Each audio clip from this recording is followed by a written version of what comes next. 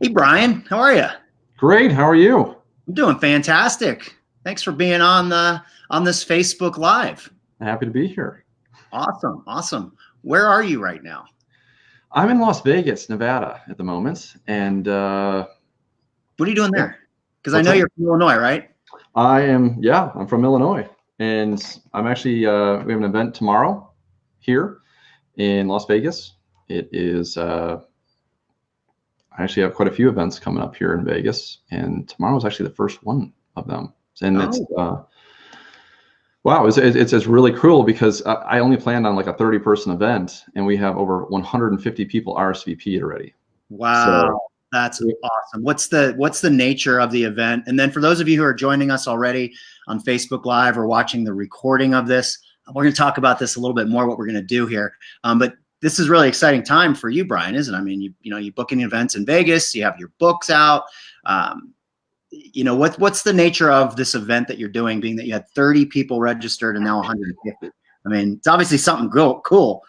I, the speaker better be good. That's all I can say. Right? You better show up, better be on time, all that good stuff. Awesome. It's actually literally right out of the book that I wrote, and it's actually secret number 3 is don't be a secret agent, and that's what we're going over tomorrow. Is don't be a secret agent. Well, congratulations on that, Brian. That's awesome. You're out in Vegas, you're teaching classes. You're obviously doing some book promoting as well, which is awesome. Before we came on, you had mentioned something about your book. You want to go ahead and tell everybody what that's all about? Yeah, my publisher just reached out to me today and said my book, The Half Millionaire Real Estate Agent, this book just went #1 again in Canada. That is awesome. Congratulations. So it really is what you're writing about and what you're teaching crosses even over, I guess we could say, international barriers. We are connected to Canada, but it's in another country. So those things are applicable whether you're in Canada or the US, right? International bestseller. There you go. Perfect. International bestseller. Well, everybody, if you don't know, I have Brian Ernst on today. He is an international best-selling author. I know you've written a couple or a few books, Brian. Yeah, You're also a current real estate agent. You have a real estate team. You have a real estate coaching business. You've sold over 1,000 homes. I mean, you're a legit guy in the business, right? Let's just throw it out there. I mean, you have the stats to back it up. You have the history. You have the experience to back it up. So I'm really excited to sit down with you today and ask you some questions and have a conversation about real estate. Does that sound good? Yeah, I'm glad you think all those things. I appreciate that. Yeah, of course. Yeah, you betcha, man. So why don't we start off? Tell me a little bit about yourself. Tell our viewers, who you are. I mean, they know a little bit now, but a little bit about you, your business, why you got into real estate, when you got in, and let's go from there. And then we'll talk more about lead generation. We're going to talk about tools for maximizing productivity, and we'll talk about some tips and tricks and some things that can help real estate agents out with their business. What do you say? Great. Cool. All right.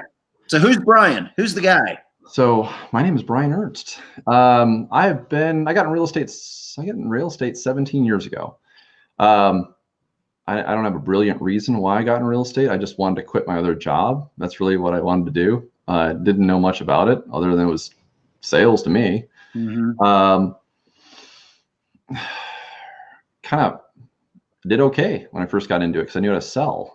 I got into coaching training about 12 years ago where I started teaching other people everything from personal growth, professional growth, real estate sales training. Done that for the past 12 years in various forms. And I've always had my real estate business. I've had different variations of my team, but a lot of times it's a very small team. I mean, we're like maybe one other agent or one other agent in production. There's been a few times where I've had a couple agents, but most of the time it's been either myself or just one other agent selling homes. And I want to say since 2015, we're at 628 deals that we closed. So that was just with two of you? For the most time, then I would say we have 2 agents full-time in production for some of that time too. Yeah. But every team, different team iterations, different changes to the business. So I've been doing this for a couple of days now. And I just share this with people as much as I can because, where I'm at right now, if I can help agents out in their growth, a lot of stuff. Right. Definitely. Okay. That's awesome. I didn't realize that I thought you had a bigger team, to be honest with you. I mean, I figured if you did 628 transactions in 1 year.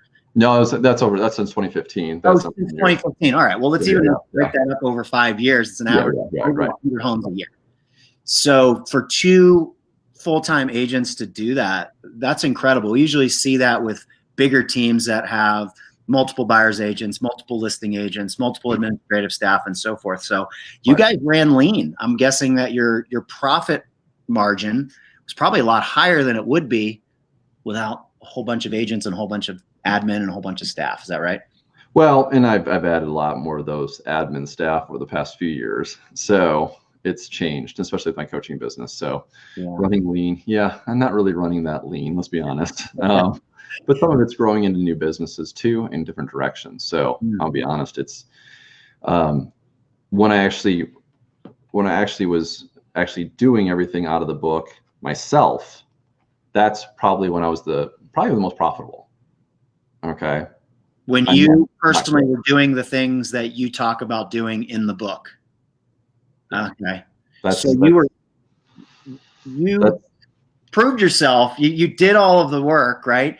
You figured out what worked. You obviously modeled after success. Success leaves clues. Yep. You modeled your business after that. You showed that it worked. So you proved that it worked, and then you wrote a book about it. I actually had a training program on it years and years ago. That's the thing. I just never got it in book form. I had video series on it. My coaching program is based off of it. But until it was September of last year, I didn't have it in book form, and finally got it published into book form this past September. So it wasn't that long ago. Yeah. And I've been running this program in various forms for quite a while. That's awesome. So one of the things that we wanted to talk about today was and is still lead generation. Yeah. And I teach a class. Well, what company are you with, Brian? I'm with eXp Realty. eXp Realty, okay. And I'm with eXp Realty as well. Both of us are agent faculty members, correct? That's what I think they changed to Icon Instructor now. Look at that. Icon Instructor, Iconic Agent Instructor. I love that. So we both teach classes in our eXp Cloud campus. The class that I teach is called Productivity for Capping, and I teach that every Monday. So if you're watching now and you're looking for a class that you can attend online, and just pop in your computer or your phone, reach out to me afterwards. I'll send you a private link, and you can join us in eXp World for a class. And then I believe that goes for Brian's classes as well, if you want to attend any of that. The point is, since we're going to talk about lead generation, is I go over 5 pillars that every agent needs to have in their business. Number 1 is lead generation. I spend a lot of time on that. So what is your take on lead generation, Brian? I mean, what do you want to share? What's been successful for you? What are some things that you've done? What do you teach in your book? I mean, lead generation is the lifeline of our business. If we don't have leads, we don't have productivity. If we don't have productivity, we're not collecting a check because we're not selling homes, right? Right. So what can you tell us about lead generation and how to create exponential growth? Well, I didn't start with any money in the business. I was broke. I didn't even have money to buy open house signs. I mean, I was out. Did not walk into real estate in a healthy situation there financially. What was that? You said 17 years, so that was what, 2003-ish? Yeah, 2003. Yep. Okay. And all my business came from open houses and referrals at that point. So it was just, if I could get in front of somebody, that was the biggest thing. I just need to get in front of somebody who wants to buy or sell a home. And I figured the fastest way was, well, where are they? And I would do open houses for any agents in my office. I would borrow their signs. I would do whatever I could to get out there every single weekend. And really just asking for referrals, meeting people. This was just regular sales. I mean, just there was nothing complicated about what I was doing. There was no marketing in place. There was nothing in place. It was just me literally going out there and setting up somebody else's signs and seeing who walked through the door and see if I can help them buy or sell a house. And being mine 17 years ago, I'll be honest, I feel like it was easier. Okay. Because just anybody and their brother could get a loan. I mean, it was just so much easier to go through that process. So I kind of feel like I had it easy. For some of the people who've gotten the business in the later years where the rules have changed and they've been successful, I think that's harder. It's always adapting to what's going on. But eventually what I got into lead generation is I got into marketing because I had enough in commissions to start reinvesting that money into marketing. And I've done that throughout my career in various forms. And I've dabbled in so many different forms of marketing for real estate agents. I feel like I've tried everything. I really haven't, but I've spent a lot of money at it. And some things have been successful and some things have been a complete waste of money, time, and effort. But really, I've done a lot of geographic farming. That's what it is, to focus on a specific area. I've got to know the people in the area, got to know the homes in the area. I really didn't want to drive very far. Okay, so right. They kept it close to home. Yeah, maximizing your return on investment, whether that be your money or your time. Sounds like you spent money in places that maybe it didn't work so well, but that's part of learning the process. You brought up such a great point with lead generation and starting with zero. Yeah. And and I'm sure a lot of the students that we teach, a lot of your coaching clients are new or newer agents. And when I say that, I mean less than 3 years in the business. Yeah.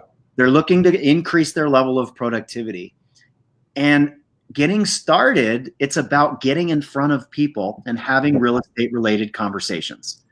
We can hide behind the computer screen. We can send text messages. We can send emails and sit back and wait for something to happen. But what you did, and I did the same thing, and this is what I teach, is open houses and referrals. That's 64% of all business last year was as a result of referral business from people they know, like, and trust, friends, family, neighbors, the sphere of influence. That's where it all starts. So you knew to tap into that. Yep. And then also to get out and be in a house for sale and talk to people about real estate. And I think that's something that a lot of new and newer and or non-producing agents, they have trouble getting in front of people. What would you say to some of those agents about getting out of their own way and getting out and doing these open houses? What would be some recommendations on that?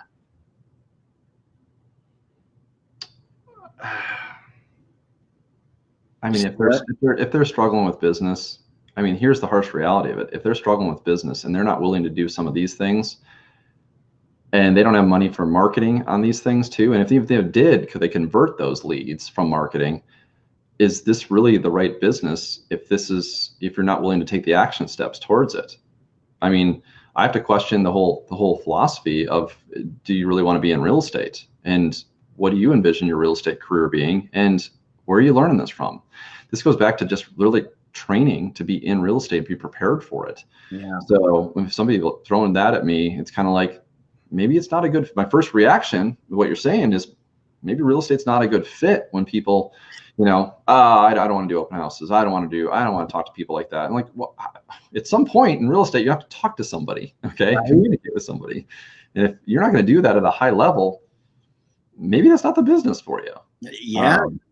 But if you want to get more comfortable with it and get better at it, that's where the training comes in. Mm-hmm. That's being properly trained, because I believe bad habits start in real estate the day you're licensed, because nobody tells you up front, because, I went to licensing school or pre-licensing school, or I went to real estate school, but it wasn't real estate school. It was just to get your license. And they tell you what not to do. And if you do this, you get in trouble. They don't teach you how the sales process. They don't teach you how to sell. They don't teach you how to get leads. They don't teach you any of the actual business entrepreneurial side of this whatsoever. So my biggest recommendations for people is to get trained, get coached, get what you need, because if not, what habits and skill sets are you developing? Mm-hmm. And I have somebody who's like, I have so many conversations with agents throughout the week. And one agent said to me, yeah, I know I'm not prospecting. Okay. Well, that's a good start, that you know that you don't have any business, you're not prospecting. But how many hours should you be prospecting a week? Do you have a number in your head here? Because right now you have no deals, you have no listings, you have nothing. Okay. And it was like 3 hours a day. Okay. 3 hours a day. Okay. That's 15 hours of the week, and you're full time, right? Right. No, that means prospecting is 40 hours a week. Right. 40 hours. If you have no deals whatsoever, you have nothing coming in, you have nothing on the you have nothing on the books. If you're full time, that's 40 hours of prospecting. That's what that means until you get in front of somebody. Every day that you wake up and you're not talking to somebody about real estate, you're unemployed. But we're independent contractors. We are business owners. And most people don't run that. They know that they run a real estate business. That's the crucial part of this. So the industry as a whole sets unrealistic expectations for people coming into the business. And I don't like that, because they don't say, hey, look, have 12 months of savings, because you're going to need it. And you need some savings for your real estate expenses too. And oh, by the way, if you don't learn this stuff within 12 months, those savings will be gone, because look how long it takes to handle a listing from start to finish. Add up that time frame. You know, maybe they need a month to get ready. 90 days on the market, maybe you have a month of fall through rates there and a 45-day close. That's 6.5 months. And that's assuming you get the listing today. So I don't think most people are setting those expectations up. And that's why, 1.3 million realtors in the United States, only, 3.3% of 1.3 million do 25 deals or more? Say that one more time. 1.3 million realtors in the United States, and 3.3% of them do 25 deals or more a year. Those are realtors. That's a 2018 statistic. So it's... And the fallout rate is huge as well. What we talked about this earlier in the week. What is it? Something like 87% of all licensed real estate agents don't make it past the first 3 years. Is that right? Yeah. So take 3.3% of 13% that remain, and you're at a decimal point statistically that you're going to be doing 25 deals or more. And it's 2 deals a month. That's nothing crazy. It's really not. You know, you're talking about a small team that you have doing over 100 transactions a year. That's 10, 12 a month. That's exponentially more than 2 or even 1. Right. And correct me if I'm wrong, but I think we both agree is that as an industry, we've lost sight of the basics and what we need to do getting started, and continue to do those things. Right now, you may or may not be doing open houses on your listings anymore, but you may have somebody that does those, or you may have different marketing that you're using to expose those listings to continue to create more leads. That's what lead generation is. If I could go back and change anything, you nailed 2 of them, and I just taught this in the class yesterday. One would be a solid model and foundation for lead generation and lead follow-up. Everything's from sphere of influence to internet leads, follow-up systems, email drips, all of those things dialed in. The second thing would have been accountability. It would have been coaching, it would have been mentoring. Having those 2 things right there would have set a completely solid foundation for my business moving forward. It took me many years, as I'm sure you did as well, to figure this out. You probably figure things out faster than I do. But at the same time, you know, that's where it comes down to, is I think we've lost sight of, we need to get in front of people. Right. Why not people we already know, like, and trust, and vice versa? Get out doing open houses, door knock for the open houses. You're going to meet people, have real estate related conversations. Yep. Yeah. Sounds easy. It sounds easy. Most people don't do it. Simple, not easy, right? It's a lot of work. And I really think that if people learn that from the start, learn this completely from the start, you know, it makes a huge difference in their career. The habits that they set, the skill set that they set.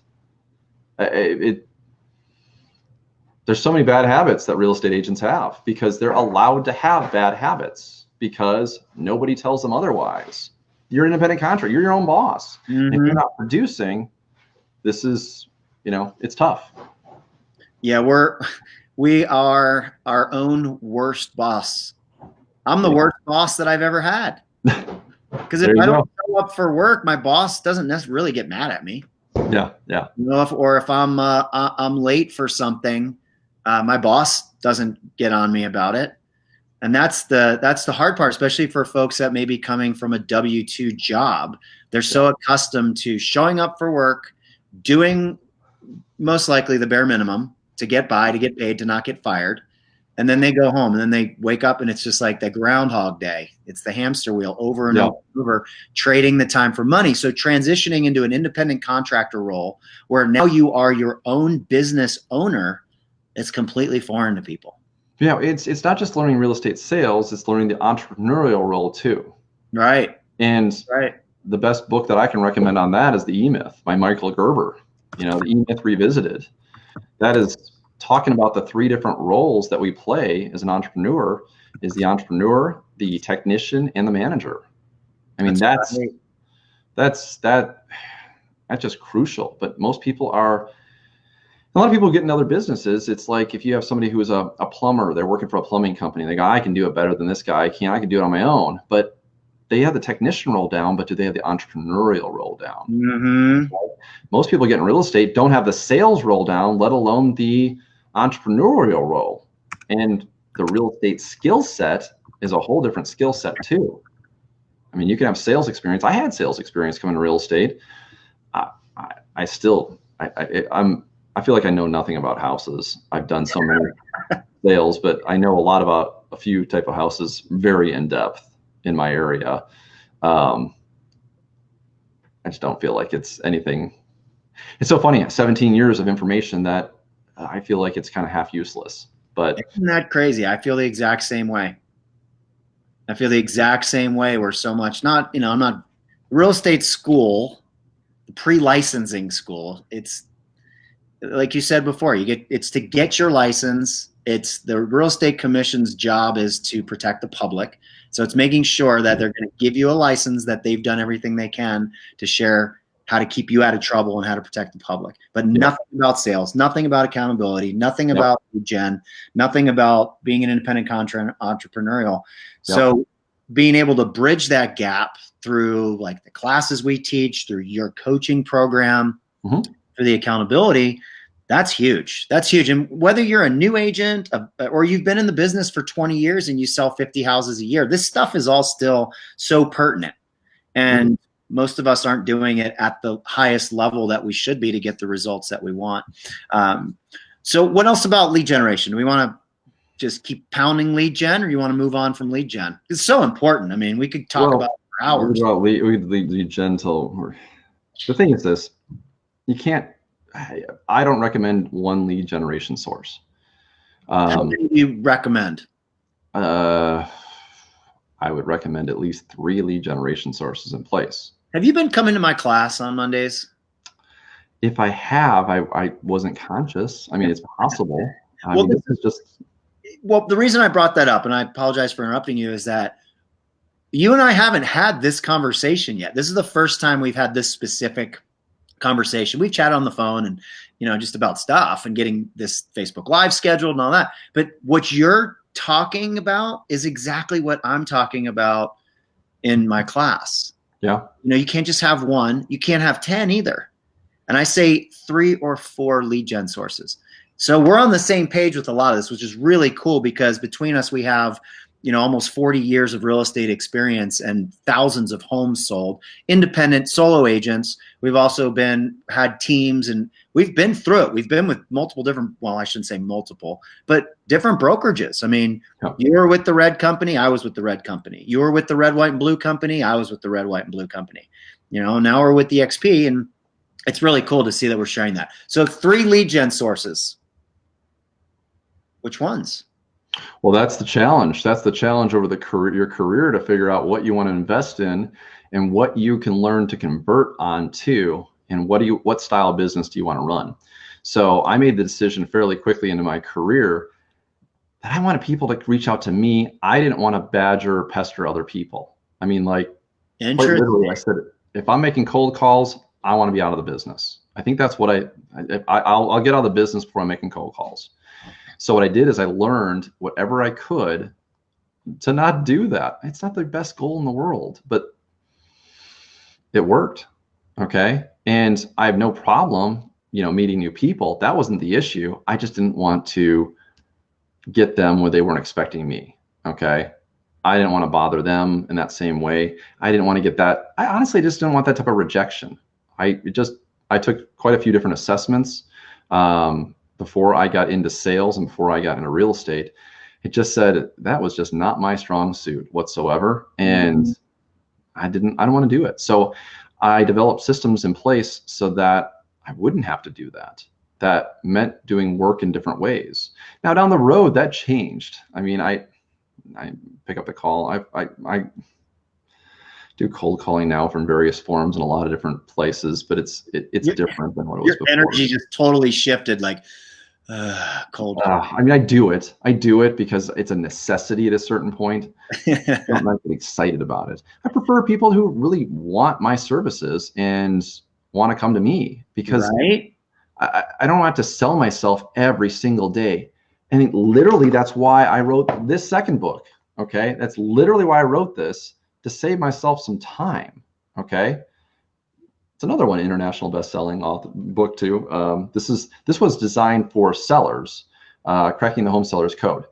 And it's kind of walking through the thought process of selling your home and what you need to do to get the most amount of money out of it. But I've explained it so many thousands and thousands and thousands and thousands of times, I feel like a broken record. And it's like, if I do the process of a listing appointment wrong, okay, and I realize they're not sold on me and what I'm doing, and then I got to backtrack all the way into this. And if they're not sold on the process of it too, then I got to backtrack and get back into that process to, make sure they're on board on this, to set the proper expectations, to get through that listing smoothly, to get them the most amount of money, the least amount of time, with the least inconvenience to them. And at some point, I guess I didn't really enjoy it as much, or I wasn't as passionate about it. Let's just put it in a book form. Let's put it in this form so that maybe this'll. And the funny thing is that book just came out in November. So I really haven't had a chance to really utilize it for my real estate business that much. I've actually had coaching clients utilize it for their businesses. Yeah, my coach wrote a book here, and they're going up to for sale by owners. Hey, let me help you sell your house. Here's a book, Right. And it was an icebreaker, and they were using it to get listings, and I haven't even used it that way yet. Well, it works. Apparently it does. Yeah, so that's so cool, because there's quite a bit of teaching and coaching out there it's in a box, and it's almost like a one-step approach. Like, this is how you do it, and you've basically debunked those theories. There's not just one way to do it. You should pick one way and stick with it, right, for whatever that extended amount of time is, to be able to measure, to track and be able to measure your return on your investment of time, your investment of money, whatever it might be. And if it's not working out, to be able to pivot, but at least you've tried that. Right. So you didn't like the cold calling part, right? And that would probably be, besides your sphere of influence and what did we talk about? Your sphere of influence, the top open houses. And open houses. Let's be honest. The referrals that I received, the first listing I ever got was a referral. It was an 80 grand condo. The second referral I got was off the first listing I got, which was a 60 grand condo. Okay. And I didn't even know what to do with commission at the time. I mean, the first deal I had, I think we had like an 8-month close, because I had no idea how soon to put it on the market. Put it on, we sold it in 24 hours. It was like 8 months later before it actually closed. It was the weirdest thing. But I mean, financing was so different in those days too. Yeah. But this was just the challenges that I went through in learning that process. So some of the referrals I received weren't necessarily the best. I'm grateful for them, because I would take anything at the time. And my sphere of influence was not brilliant. I'm gonna put it out there. I was not brilliant in my sphere of influence. I did not know a lot of people. In my previous job, it did not translate. I couldn't use that database. So I felt like I was working from scratch, and any people who did send me a referral, I was so grateful for, and I took care of them, and I got referrals from them. I just kept asking for that. But I'd say the majority of the stuff I was getting was open houses. I mean, just literally get in front of people and finding out what their needs were. And that's what I had enough of a skill set to do that I survived. I mean, I survived until the market crashed, and then I had to relearn the business. Mm-hmm. Yeah. How did you adjust during the market crash? I'll tell you what I did too, because we're both obviously still here and we're flourishing, we're doing well. We made it through those very lean years when a lot of people got out of the business. I remember seeing some agents who Oh yeah. that were doing well. I remember seeing one of them. We went out to dinner at PF Chang's, and sure enough, there he was waiting tables, and he knew that I saw him too, and he was embarrassed. And I felt really bad for him because I knew he had a wife and kids as well. And I could tell he avoided me. It was an uncomfortable situation for him, so I didn't approach him and, say anything. But meanwhile, I'm out, taking 10, 12 people out to dinner at PF Chang's and in the bill. So how did you deal with the shifts? Because we're going to see another one. How'd you make it? Things changed quickly back then. Well, December of 2007, I walked into that month with somewhere right around, I want to say right around 30 listings, and couldn't get a showing. And I had short-term contracts because I didn't need long-term contracts, long contracts with any of my sellers, because I get everything done, in a very short time. And it's still my average market time. I'd say the majority of my listings sell in 7 days or less still. Okay. Wow, that's fantastic. But that's all about the setup of it. It's all about the setup. And that's what I've learned through the years, to make sure I'm working with the right people, that I don't work with everybody. There's people that are they'll suck up my time, and I will not be able to help them either. So I've made it much more clear that I'm interviewing sellers as much as they're interviewing me. So December 2007, I couldn't get a showing. I mean, I was losing listings left and right. You want to know how I dealt with it? You really want to know? I do. Okay, so I think it was 1st of February 2008. I was in rehab. Okay, so I crashed. I mean, it was building up to that. I was not in a good place mentally or physically. I had back surgery the summer before, and I was hooked on painkillers. And come on, that's just brutal. Just a brutal experience. And I did not change my business fast enough. I was so slow to change my business that I drained all of my income, all my savings. I went down to zero. I was broke. Okay. In the years following, I just had to start over. And this is the biggest thing that I didn't do from the beginning. My ego got in the way. And don't get me wrong, I have an ego, but at the time, you probably couldn't get my head through the door. I had such a big head.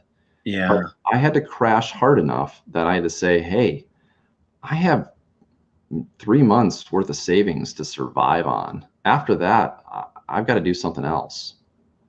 So I asked for help, and that's what I did.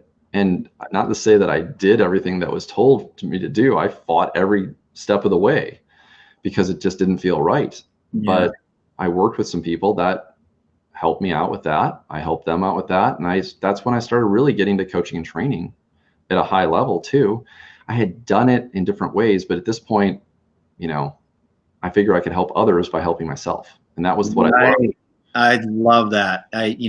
Help others by helping yourself. It's like the analogy with the oxygen mask on the airplane. Yep. In case and change of cabin pressure, an oxygen mask will deploy. What do they say? Put yours on first before you help the elderly and children. Right. That's so that we can actually help them.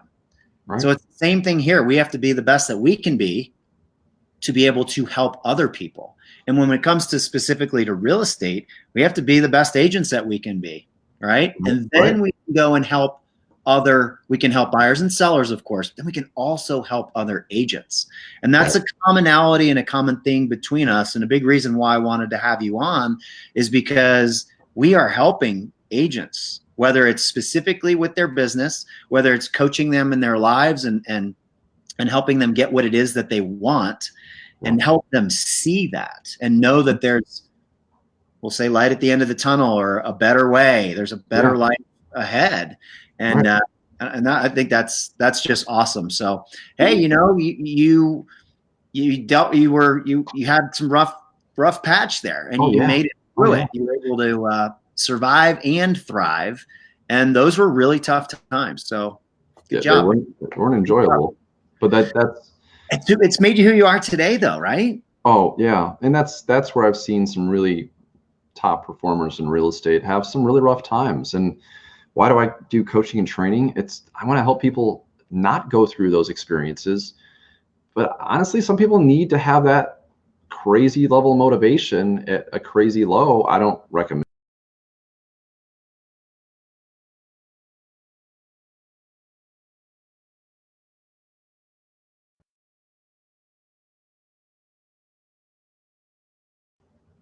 All right, I'm back.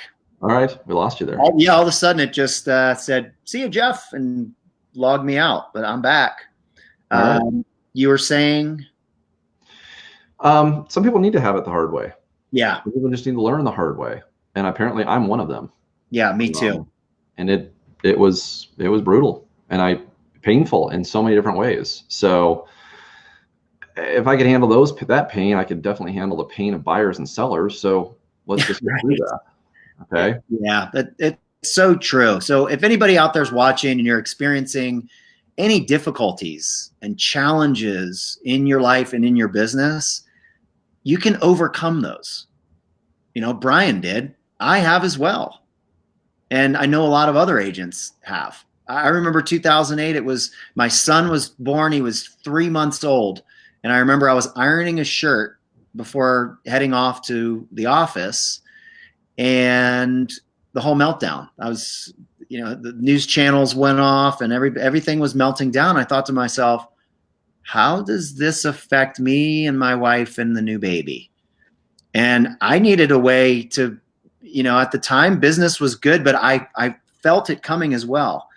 Listings were sitting a little bit longer. Prices were starting to come down. People weren't able to actually sell. They're like, well, we just have to take it off the market because I'm not bringing money to closing, or I don't have the money to bring to closing. And I shifted into the short sale and REO market. And little did I know how that was going to pan out, especially with regard to the short sales. So I became the short sale guy in our area, which was awesome because I was helping people who were in a really, really bad spot. And I had been in bad spots in my life as well and in my business, and I had people there to help me. So to be able to give back and be able to help other people, whether it's, in your business, your personal life, whatever, there's help out there. You just have to reach out. And, I know Brian and I are both open to, if anybody wants to reach out to us, we're happy to help you. You might not know us from Adam, but at the same time, we're having this discussion now. So I wasn't necessarily planning on going down this path, but I think it's really important for people to understand that, we're all going to face challenges and obstacles, and we can overcome them. And having the right people, having the right tribe around us is something that will fuel us to get us there. So, well, we went from lead gen to trials and tribulations, huh? Well, I think that's the path. I think that's how it goes. Do some open houses. Yeah, I don't really want to talk to people. Do some cold calls. Yeah, I don't really want to do that. All right, well, get an addiction, go to rehab, let your life crumble, or have a baby and have the market crash. And you're going to have to figure some stuff out real quick at that point. And everything you didn't feel like doing now suddenly sounds like, beautiful music. Okay, I can do that. I can do that.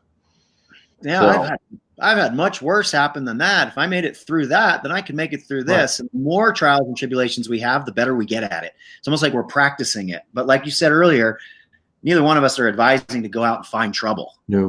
Create. It's going to happen anyways, especially the bigger you grow your business, the bigger problems you're going to have. Oh, yeah. But you also have the ability to work with those issues and those obstacles a lot more effectively by experiencing those, by doing the things that we're uncomfortable with. You know what? If you don't want to do open houses, either get out of the business or start doing them and learn to enjoy them. Learn to understand that that's what's going to take you to the next level. Start getting out what 3 sources of lead generation you're going to do. If it doesn't want to be that, what's the other 3 then?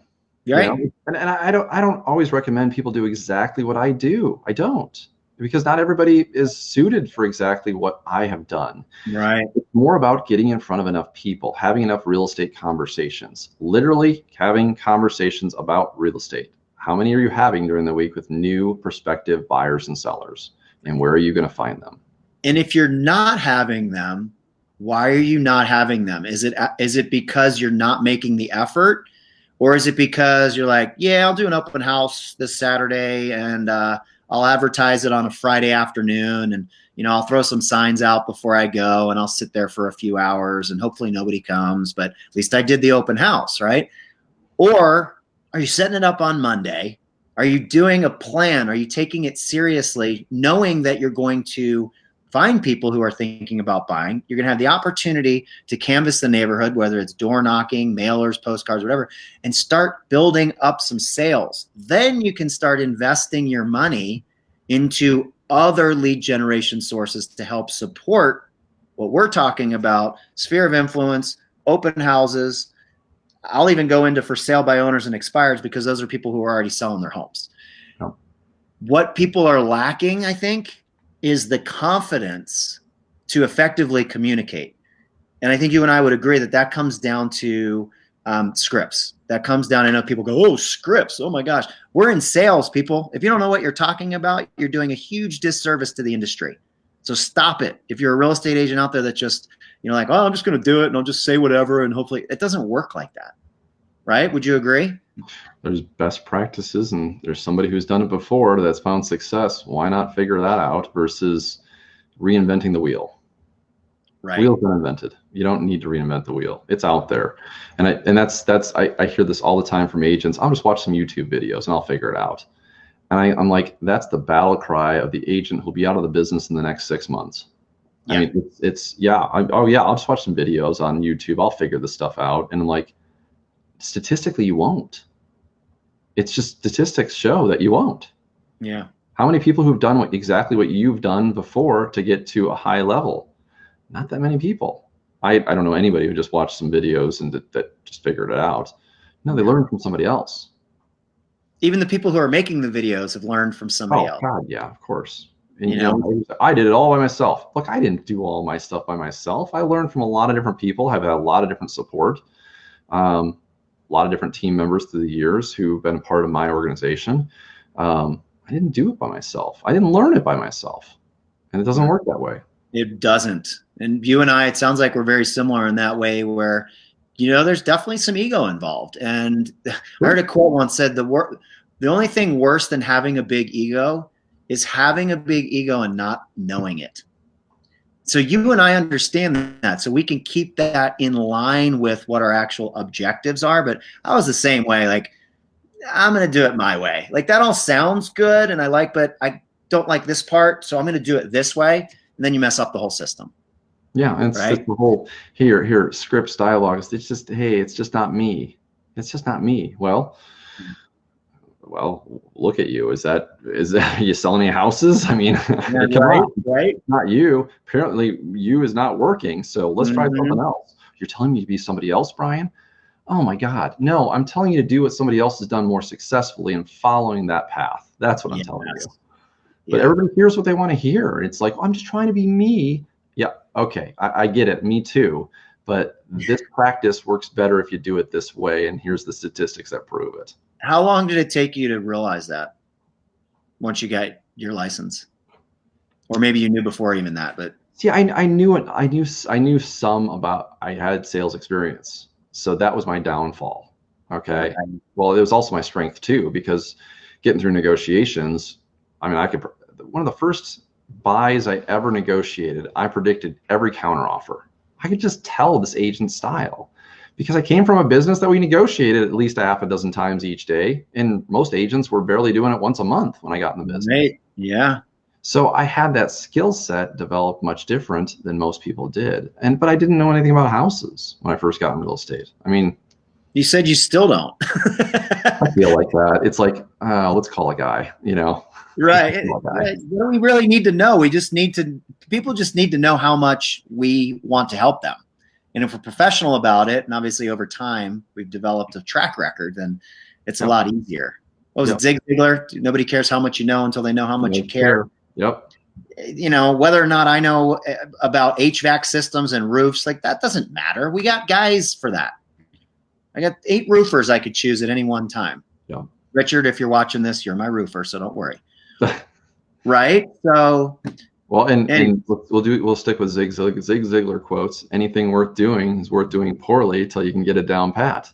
That's right. So, lead generation until you can get it down pat. We're sticking on open houses here, and it's not necessarily the conversation I want to have, but we'll use that as an example. Yeah, you start with the small steps. Just do it. Just start with the open house and then get better at it. Then realize, hey, you put 3 signs up and nobody saw them. Let's try 15 to 20 signs now. Let's put a sign in the yard a week or 2 in advance with a date on it. Let's make sure it's advertised on all the websites a week in advance. Make sure you have a backup open house too, in case that one gets sold. Make sure that you've canvassed the neighborhood. You've done door knocking. You know, if you can send out a mailer, it'd be great if you get it out that fast. Can you do circle prospect in the neighborhood? Invite all the neighbors to come into the open house too. Maybe they have somebody who wants to move in. Maybe they just want to sell their houses too. What else can you do to put out? There's so many different things. I mean, even your car. Is your car decorated that says I'm a real estate agent, or does it not say that? Because I've sold houses just literally setting up signs and they could identify my car as a real estate agent's car, had magnets all over it. And I mean, I met a prospect that way, got him to my open house, and I sold him a house the next weekend. So are you doing all the steps? And I'm just rattling a few off the top of my head. Then where does it go on your schedule? Every single week, how does it go different? You know what I'm saying? How can you do this better? Because if you had nobody show up, what did you miss? So it's the habit of doing it, which is so important. And most agents are like, well, it's sold this weekend, so I'm not going to do that open house. No, you got to have a backup to stay in the habits. That's right. The habit of it. It doesn't matter that nobody shows up at the open house. It's the matter that you made the habit of doing it. And a lot of times, look, if you have a neighborhood where there's 15 for sale signs with one agent and 1 sign with another agent, and you wanted to sell your home in that neighborhood, you're probably going to lean towards the person who does 15 listings, wouldn't you? Right. I'm not saying they're sold or not, just in general, there's 15 signs up, right? Well, this is your opportunity every weekend to put 15 signs up. And what I used to do, depending on the company I was with, I would put my for sale signs as the open house signs, an open house rider with a time and date on the bottom. So literally it was 15 for sale signs up. That's awesome. Yep. Well, and that all came from getting out and doing it, modeling it, and then adding in your special sauce to like, oh, wow, this is a good idea. Or, hey, I just saw it somewhere. I can add to it. You know, it works really well. If you schedule an open house, you show up and nobody's coming in. It's real quiet. Lay down on the couch, put your feet up and fall asleep. And somebody will inevitably come in and grab your foot and shake it a little bit, say, excuse me. And you wake up and go, oh my gosh, I'm so sorry. Well, oh, it's okay. Don't worry. This is a true story. This was my first sale I ever made. I fell asleep in an open house. People came in. Jason rattled my foot. He said, excuse me. And I woke up and showed them the house, half asleep, scratching my head, and they laughed about it. And sure enough, they ended up as clients. They were the first home that I sold in 2004. Half of life is just showing up. The other half of what you do. Showed up. I could even be asleep and it still worked. We don't recommend doing that, but anyways, open houses are awesome. What's going on with the market? How do we find the right market and the right clients, Brian? We'll go another few minutes here, and but I want to talk about maybe some strategies on finding the right market and the right client. How to identify these people in the right market? Well, that's a great question, and I'm thinking like a national perspective. If like where are the markets great and what's not great? And then here's the thing: the bigger picture is everybody needs to live somewhere. Mm-hmm. So if you're in a down market or an up market, whatever it is, well, sometimes you're focused more on the buyer side. Sometimes you're focused more on the seller side. Okay, everybody needs a place to live. So it's one of these professions that it works that, but I mean, we really need to protect our industry better, in my opinion, but that's a whole nother conversation. But what I've seen we'll save that for next time, because I know you and I talked about that a little bit. I think that's huge, and real estate agents need to hear about it too. Yeah. So I'm out in Vegas right now, and wow, it's so different than where I'm at in Illinois. Totally different markets. Okay. They're building out here. They have a lot of industry. They have sports franchises, NFL teams coming here, all this type of stuff. It's just absolutely incredible, the excitement of this type of stuff. And I don't think they even realize what they have until they don't have it anymore. Okay. And there are so many agents that washed out of the business after the market crash that I don't think people remember. Such a short memory on things. And what's a good market? Well, I'm looking at a national perspective to that question, not a local perspective, and finding people. It's just kind of like, it's an attitude. If you just have your attitude adjusted wherever you're at, people need to live somewhere. So there's always somebody who's going to buy and sell a home, and understanding what your local area is so crucial, because it's going to be more convenient. You don't have to go that far. That's right. And what I built my business off of. It's understanding what people are really searching for. And I put myself in a unique niche of homes that I was able to survive off of. Let's put it that way. I survived. What was that niche? Well, I didn't have a really great sphere of influence or book of business when I got in the business. So I was working with a lot of first-time home sellers. They bought a lot of new construction. It was townhomes. That's who I targeted. That's who I went after, because they usually bought right through the builder, so they didn't have an agent. And when I targeted other neighborhoods that they were sold through another agent, I had terrible results. So I looked to find people who had never worked with an agent before, who owned a home. That's where I went after. That's who I targeted. And whenever it's new construction, it's something to consider, to develop that relationship with those people, especially if they're first-time home buyers who are buying those homes, and they're going to be move-up buyers. So if they're inexpensive starter type of homes and they're new, it's just something to really consider. It can be a gold mine if it's done right. Okay. Now, unfortunately, I see more upscale new construction than inexpensive new construction. But those people moved. They moved within a very short period of time. And the neighborhoods transitioned into a lot of investment properties. That's what a lot of them transitioned into. And then it's harder to sell in there, because the investors, it's harder to reach them for marketing purposes. And if the market's going well, they don't even think about selling. They're just collecting the rent. Yeah. So let's keep it going. Finding what's good in each market is going to take research to find out how many properties have sold in a given area. What's the turnover rate? Is it high enough to target it? Because there's some neighborhoods it's just not worth to go after, in my opinion, because there's just not enough turnover. Right. So in understanding, can you break into that market if there's another dominant agent, and where are they getting the business from? And doing your research.